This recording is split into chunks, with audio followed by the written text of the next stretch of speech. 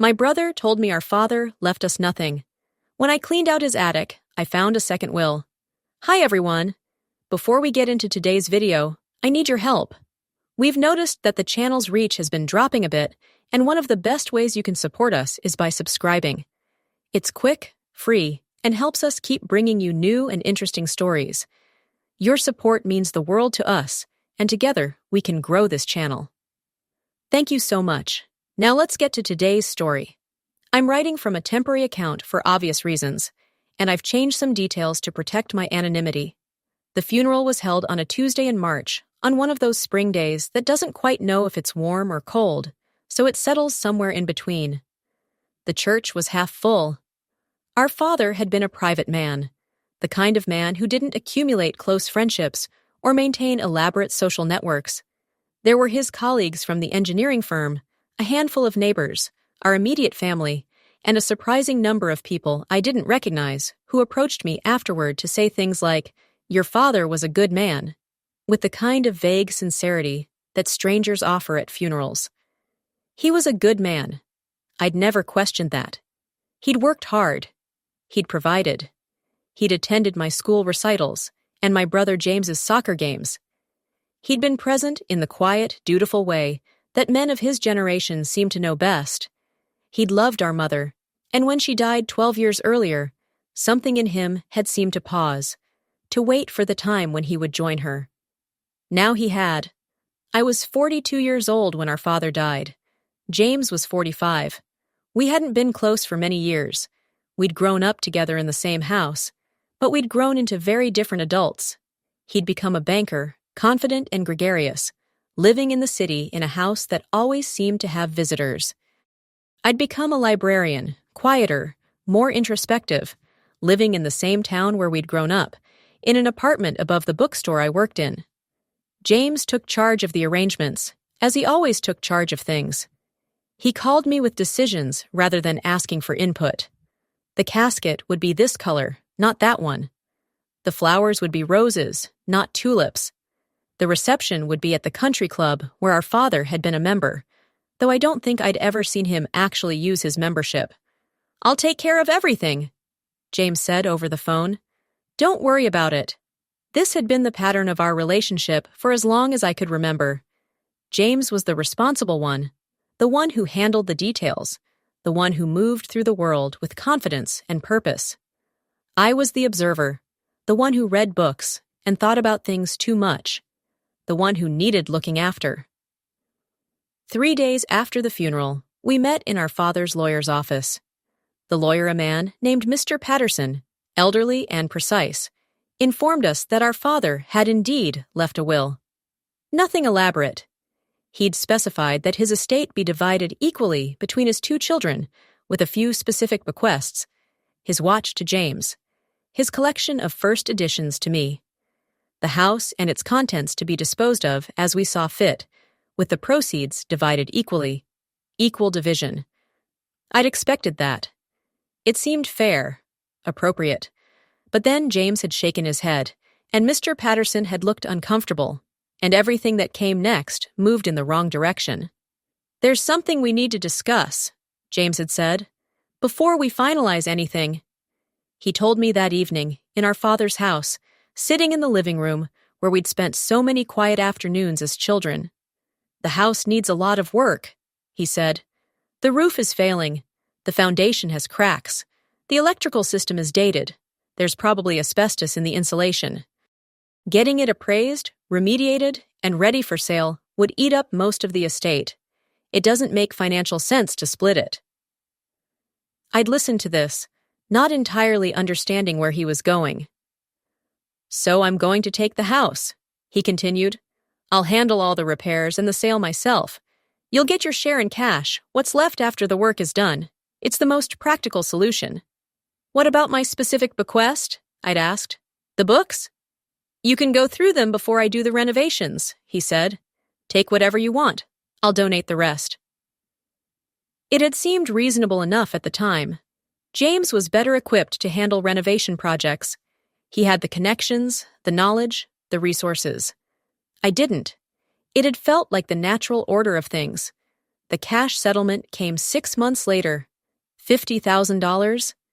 That was my share of our father's estate.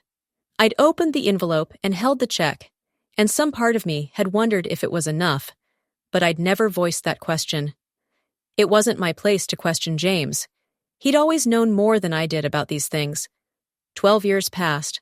12 years in which I continued working at the bookstore, continued living in my small apartment, continued the quiet life I'd always lived. James became more successful. He was promoted to vice president of the bank. He got married and then divorced. He got married again to a woman named Catherine, who wore expensive clothes and had opinions about everything. He bought a vacation home. He took trips. He lived the life that someone with considerable means lives. I didn't resent this exactly. I'd never been particularly materialistic. My apartment was comfortable. I had enough. But there was a separation between us that had nothing to do with geography. I would call him on his birthday, and he would take the call as if it were a minor inconvenience.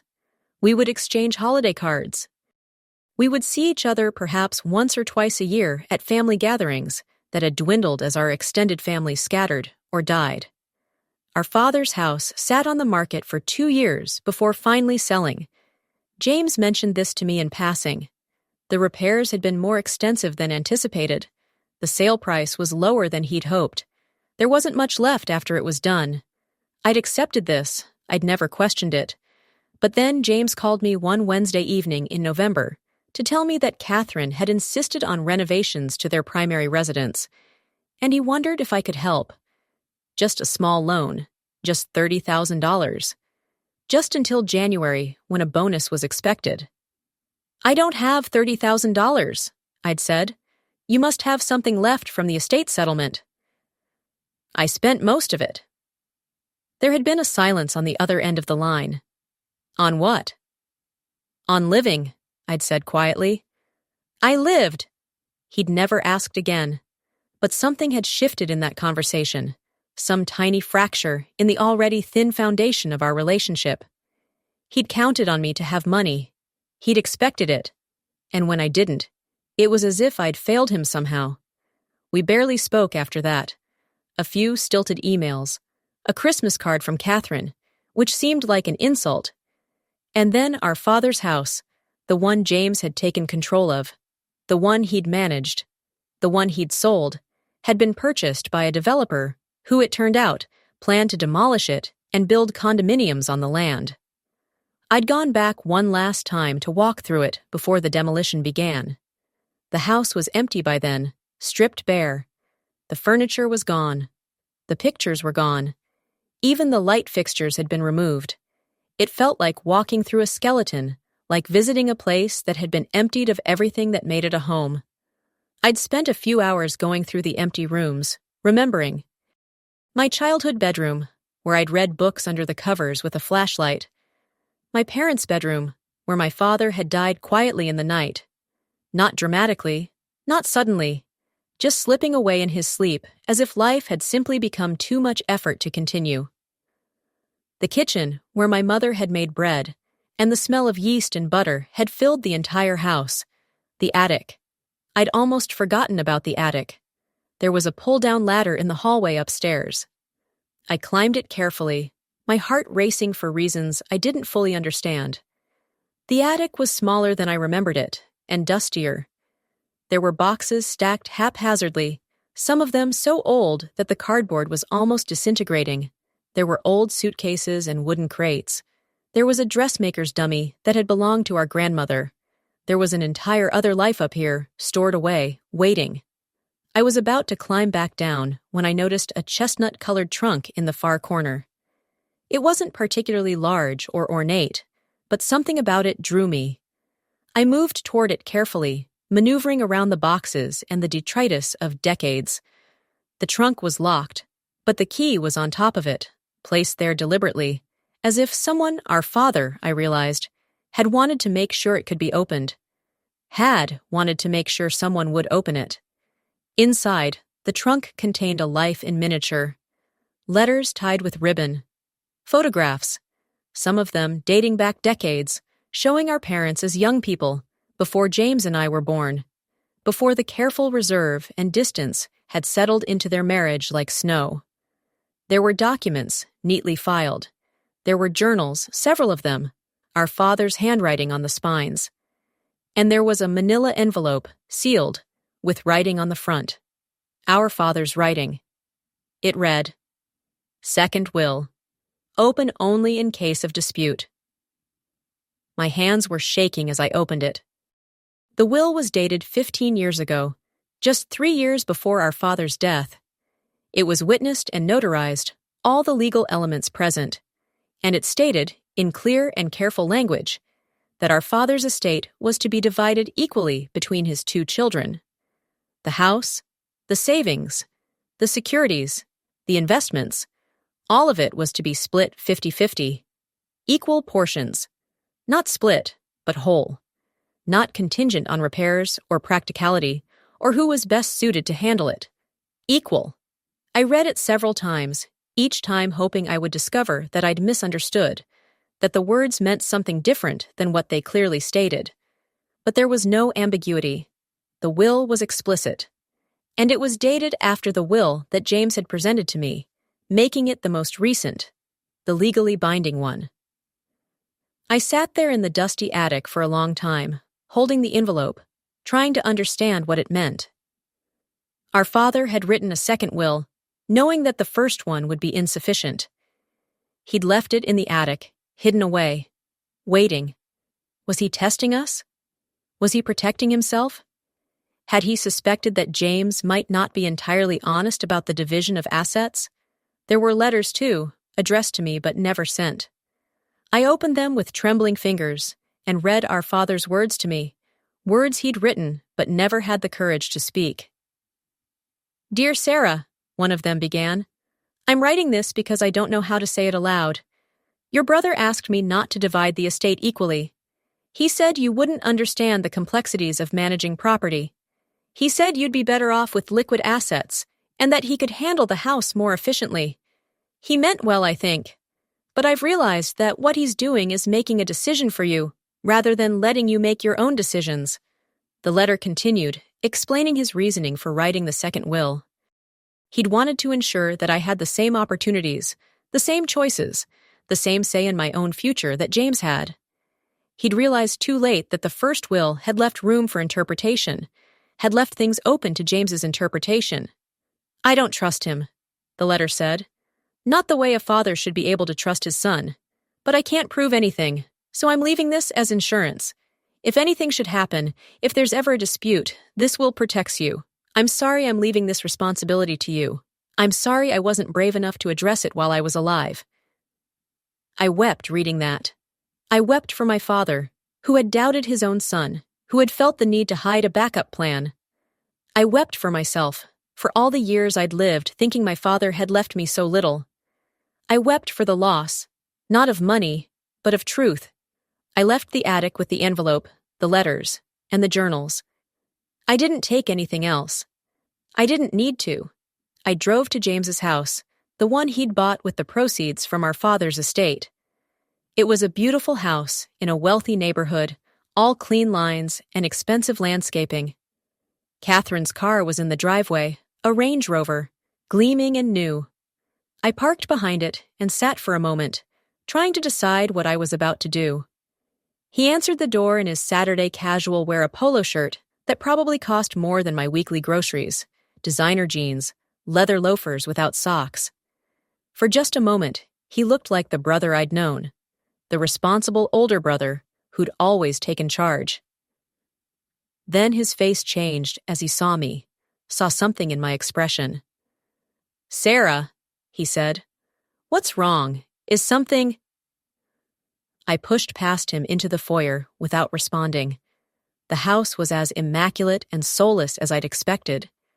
Catherine had decorated it in a style that I could only describe as aggressively modern. Everything was chrome and glass and cold surfaces. There were no photographs, no personal touches, nothing that suggested anyone actually lived here rather than visited for brief commercial transactions. "We need to talk," I said.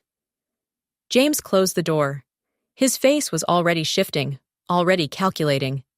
"Is this about the money?" I know I've been asking about the loan, but if finances are tight, it's not about a loan, I said. I pulled the envelope from my jacket pocket and placed it on the glass table in his living room. The envelope looked shabby and out of place among the expensive furniture. It's about this. He didn't move for a moment. Then he reached out and took the envelope, and I watched his face go through a series of expressions: confusion, then understanding, then something that looked like fear. "Where did you find this?" he asked quietly. "In the attic, in a trunk with letters and journals, things Father wanted me to have."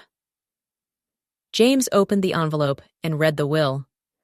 I watched him as he read it, watched the way his jaw tightened, the way his hands trembled slightly.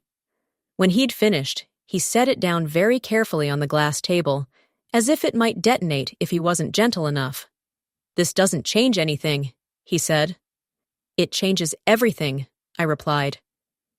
"It changes nothing," he said, his voice harder now, more like the banker I knew him to be, more like someone used to negotiating and rationalizing.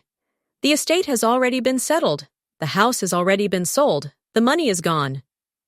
"Where did it go, James? Where did the money from the house sale go?" He didn't answer. He didn't have to.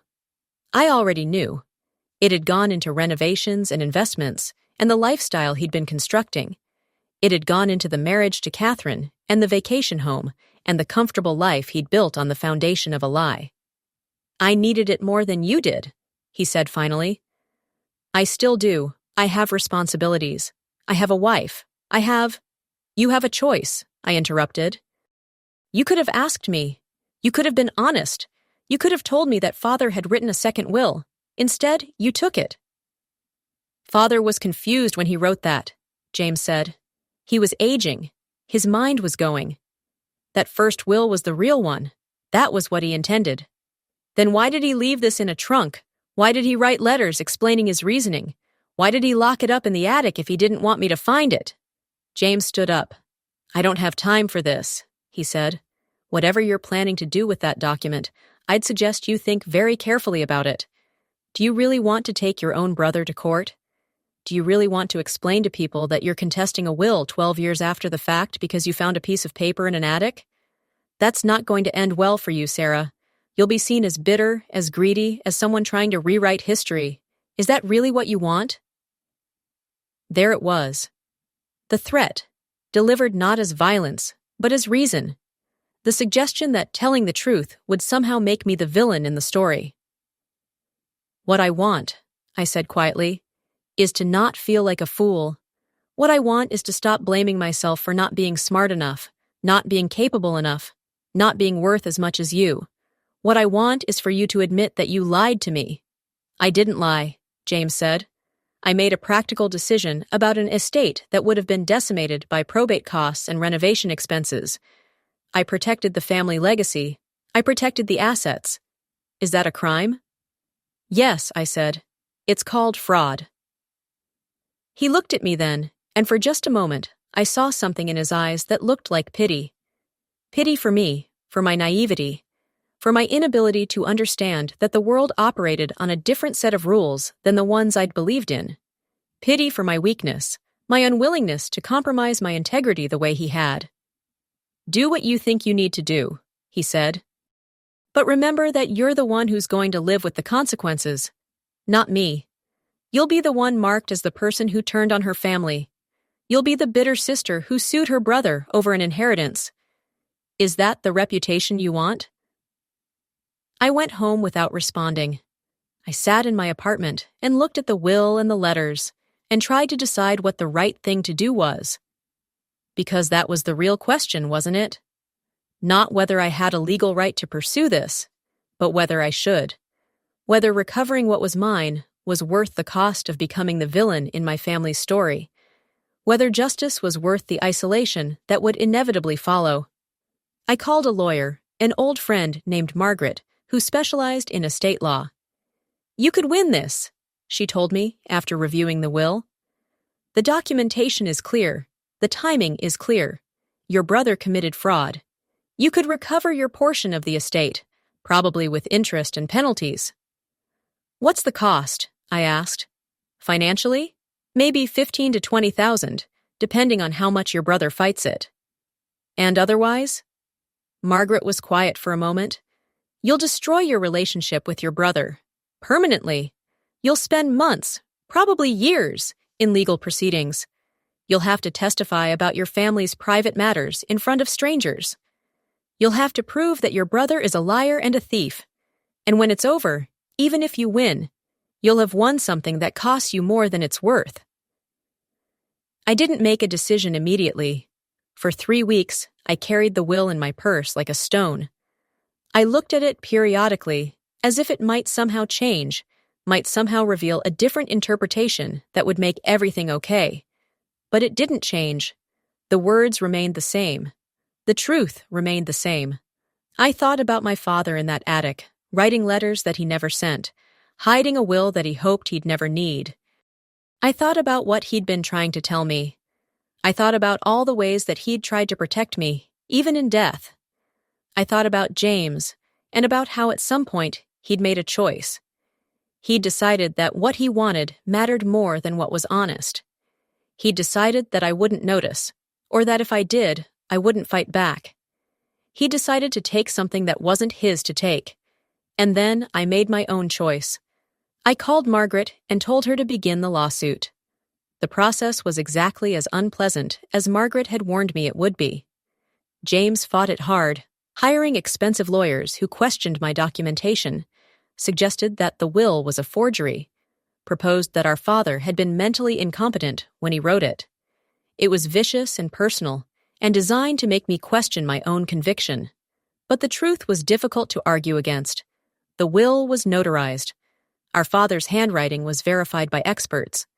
The letters, the journals, all of it corroborated the will's authenticity. 18 months after I filed suit, the court issued its decision. The second will was valid and binding. I was entitled to my share of the estate, approximately $240,000, with interest calculated from the date of our father's death. James was ordered to pay it within 6 months. He didn't contest the ruling. He simply paid. I expected to feel vindicated. I expected to feel victorious. Instead, I felt hollow. I put the money in the bank. I didn't spend it. I didn't make any grand gestures or purchases. I simply let it sit there, a weight in my account, a reminder of something lost that couldn't be recovered. James never called. I didn't call him. We exchanged one email from his lawyer to my lawyer confirming the payment. And then there was silence. Catherine sent me a Christmas card the following year with a handwritten note. It would have been nice if this could have been handled privately. James misses having a sister. I didn't respond. 5 years have passed since the lawsuit was settled. I still work at the bookstore. I still live in my small apartment. I still spend my afternoons with books and my evenings walking through the town where I grew up. The money is still in the bank, largely untouched. I've thought about what to do with it. I've considered donating it in our father's name, or using it to travel, or somehow transforming it into something other than what it is. A payment for my brother's dishonesty, a price tag on our family's dissolution. But I haven't done any of these things. I'm not sure why. Maybe because I'm waiting to know what I'm supposed to do with it. Maybe because letting it sit there, untouched, is the only way I know to acknowledge that some things can't be made whole through spending. What I do know is that I've stopped seeing myself as the failure I'd thought I was. I'm not the ineffectual younger sister who couldn't handle her own finances, who needed her big brother to protect her. I'm the person who found the truth and had the courage to act on it, even when it cost me a relationship that I'd valued, even when it made me the villain in a narrative that I didn't write. My father left me more than money in that trunk. He left me his journals, and I've read them. I've read about his doubts and his regrets, and his moments of genuine happiness. I've read about how much he loved our mother, how much he struggled after she died. I've read about his awareness of the distance that had grown between him and James, his sadness about it, his inability to bridge it. And I've read about me, about how proud he was of me, even though I took a path different from the one he expected, about how he admired my independence, my integrity, my refusal to compromise myself for money or status, about how he'd wanted to protect that in me, even after he was gone. "I know you'll do the right thing," he wrote in one of the letters I found in the trunk. "I know you'll face the truth, whatever it costs. I know you'll be stronger than I was, brave in ways I never managed. I'm sorry I had to leave this burden to you, but I trust you completely." I kept that letter.